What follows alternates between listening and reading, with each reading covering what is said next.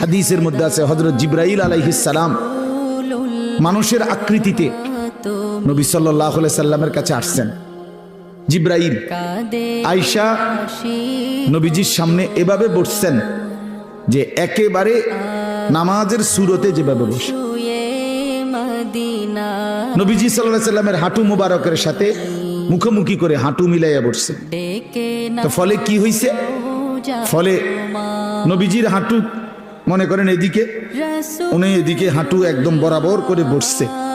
এখন হাঁটুও বরাবর, বুকও বরাবর, চোখও বরাবর, ঠিক না? আমরা দুইজন যদি এরকম মুখোমুখি বসি, উনি আমার দিকে আমি ওনার দিকে, একদম হাঁটু বরাবর করে, তাহলে দুইজনের দিল, বুক, চোখ, পুরা চাহনি সব বরাবর। এরপরে তিনি আল্লাহ নবী সাল্লাল্লাহু আলাইহি সাল্লামের কাছে জানতে চাইছেন